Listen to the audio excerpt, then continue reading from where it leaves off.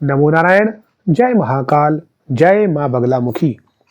सभी मेरे दर्शकों का बहुत बहुत स्वागत है। आशा करता हूँ आप सभी लोग स्वस्थ होंगे, आपकी आध्यात्मिक उन्नति आगे बढ़ रही होगी। आज के मेरे वीडियो का टॉपिक है कि किस देवता को कौन सा भोग लगाएं।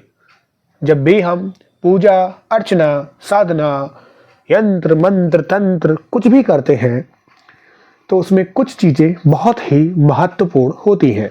जैसे उस देवता की, भगवान की कोई भी मूर्ति, कैलेंडर, फोटो, तस्वीर, कुछ भी जिससे आप अपने दिमाग में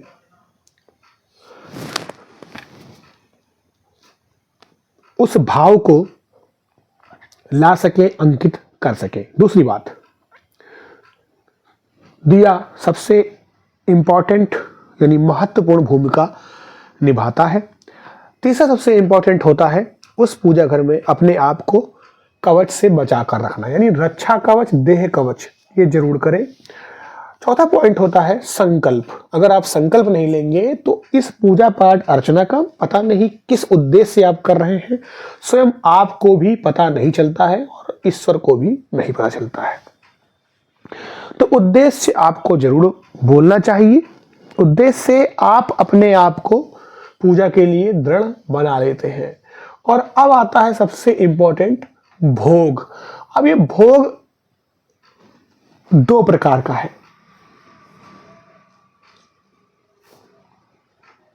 पहला भोग जो हम भगवान को देते हैं और खिलाते हैं, और दूसरा जो भोग को चुरा लिया जाता है। एक हम सच्ची श्रद्धा और भक्ति से उस भोग को दें और उसको कोई ग्रहण कर ले। तो इस पे मैंने कई सारे वीडियो बनाए हुए हैं कि कहीं आपकी पूजा का फल कोई चुरा तो नहीं रहा है।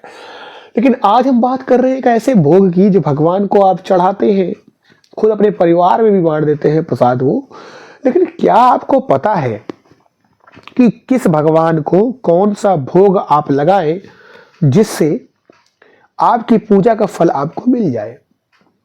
जैसे हर इंसान रोटी सब्जी खाता है, भगवान भी खाते हैं, भगवान भी खाना खाएंगे, आप भी खाते हैं।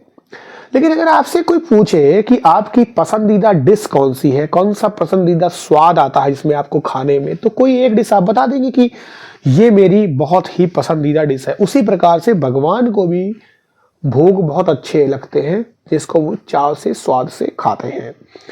तो कोशिश ये करें कि जब भी आप पूजा अर्चना साधना करते हैं तो अपने देवी देवता का वस्त्र, उनके जैसा आचरण, और पूजा अर्चना करते समय जो भी आप आसन बिछाते हैं वो भी सही कलर का होना चाहिए। और इसके अलावा उन्हें अगर आप उनकी पसंद का भोग लगाते हैं तो फल मिलने के, फल प्राप्त करने के चांसेस बहुत ज्यादा होते हैं। तो एक एक करके मैं आपको बताता हूं कि कौन कौन से भोग आपको किस किस देवता को लगाने चाहिए। मैं सबसे पहले स्टार्ट करता हूं गणेश भगवान से, क्योंकि प्रथम पूजनीय है और गणेश भगवान जी का नाम सबसे पहले लिया जाता है। क्योंकि जब भी आप पूजा अर्चना साधना में जो शक्ति प्राप्त करते हैं, उसको प्राप्त करने के बाद उसको कितने अच्छे से आप संभाल पाते हैं, यानी आपका दिमाग कहीं पागल तो नहीं होता है, कभी उसका घमंड तो नहीं आ जाता है, तो ये बुद्धि आपको प्रदान करते हैं गणपति जी। इसीलिए भगवान गणपति प्रथम आपके जो चक्र है, जिसे हम मूलाधार यानी रूट चक्र कहते हैं, जो कि काम वासनाओं का केंद्र है और इंसान इसी के इर्द गिर्द घिरा रहता है और इसी से निकल नहीं पाता। इसीलिए वहां पर अगर इंसान अपनी बुद्धि और विवेक का प्रयोग करे तो इंसान बहुत कुछ बन सकता है, बहुत आगे निकल सकता है। तो इसीलिए बुद्धि का विवेक करने के कारण ही भगवान गणेश जी को वहां का देवता बनाया गया है। गणेश भगवान को भोग लगाना चाहिए आपको मोदक का या लड्डू का, गन्ने की जो गुड़ होता है गन्ने का लगाना चाहिए, जामुन का लगाना चाहिए, गुड़ का लगाना चाहिए। दूसरे नंबर पे आते हैं राम भगवान, जिन्हें आप केसर युक्त खीर लगा सकते हैं, कलाकंद दे सकते हैं। राम भगवान के ही दूसरे फॉर्म जो है रूप है विष्णु भगवान है, उसको आप लगाइए किशमिश के साथ। आंवले का भोग लगा सकते हैं। चौथे नंबर पे आते हैं शिव भगवान, इन्हें आप भांग का भोग लगा सकते हैं, पंचामृत का लगा सकते हैं, जिनमें दूध, दही, शहद, गंगा जल और घी आता है। माता लक्ष्मी को सफेद और पीले रंग के मिष्ठान बहुत प्रिय है, उन्हें वही लगाइए, मिठाई लगाइए। छठे नंबर पे माँ दुर्गा आती हैं, जिन्हें आप खीर, मालपुआ, मीठा हलवा, केले, नारियल और कई प्रकार की मिठाइयाँ आप लगा सकते हैं।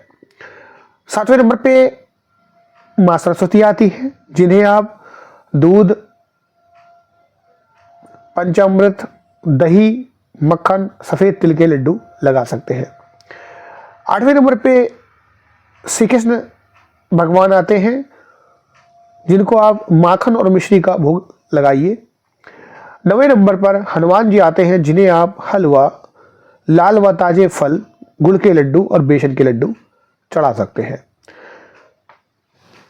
इसके अलावा जो भी देवी देवता को आप पूजते हैं उनके बारे में भी आप पता कर लीजिए, और सभी देवी देवता को बाय डिफ़ॉल्ट आप गुड़ और चना लगा सकते हैं, इसमें कोई प्रॉब्लम नहीं आती है। लेकिन अगर आप उनके पसंदीदा मिष्ठान के हिसाब से लगाते हैं तो ज़्यादा आपको फल मिलते हैं। जो लोग मेरे चैनल पर नए आए हुए हैं उन लोगों को मेरे चैनल को प्लीज़ सब्सक्राइब करना चाहिए, लाइक करना चाहिए, फॉरवर्ड करना चाहिए और बेल आइकन बटन को भी दबा देना चाहिए, ताकि नेक्स्ट वीडियो जब भी आपको मैं बनाऊं तब आपको मिल जाए। जो लोग मेरे चैनल पे पुराने से हैं उनका बहुत बहुत धन्यवाद। आप सबके प्यार के लिए अभी के लिए मुझे इजाज़त दीजिए, और आप सभी लोगों को आने वाला साल खूब सारी खुशियाँ दे के जाए। साल 2024 आपकी सभी मनोकामनाएं पूर्ण हो। नमो नारायण।